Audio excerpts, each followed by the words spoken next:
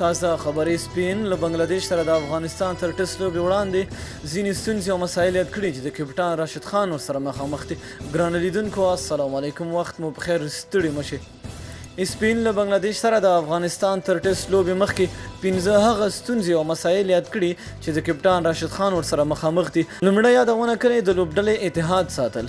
وایي د نړیوال جام کې د افغانستان له خرابې لوبې وروسته د کپټان ګلبدین بدلولو، د ټسټ لوبو له کپټانۍ څخه د رحمت شاه لرې کولو او ځینو نورو کیسو د افغانستان په ټیم کې دننه ځینې مسایل پیدا کړي.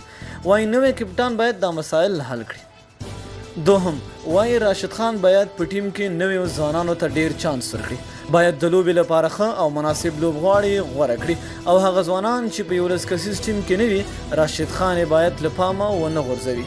درېیمه یادونه څه داسې ده چې د افغانستان روزونکی فیل سیمنز له لوبډلې سره نشته او پر ځای انډي مولز راغلی دی. وایي د سیمنز لرې کولو هم یوه لانجه تر شا لرله. راشد خان به د سیمنز څه شه محسوسوي. څلورم، پر لوبې د کپټانۍ تاثیر. وایي نبي هم چې کپټان و ښه لوبه یې نشوه کولی. وایي دا هم د راشد لپاره یوه ستونزه ده چې هم کپټاني وکړي او هم خپله لوبه همغسې وساتي. پنځم، د افغانستان کمزوری بیټینګ به د کپټان لپاره یوه بله ستونزه وي. وایي که 15 ټاپ آرډر لوبغاړي ښه بیټینګ ونه کړي راشد خان ته به ډېر څه پاتې شي چې یوه ستونزه ده. نو دوستانو، تاسو د ESPN دغه لیکنو سره موافق یاست که نه؟ لاندې په کمنټ کې را سره خپل نظر ولیکئ او هغه مسایل او ستونزې چې په لوبغاړي کې دي تاسو هم په کمنټ کې را سره یادونه وکړئ. مننه چې ویډیو مو را سره تر پایه ولیدله. تر بلې ویډیو د الله په امان.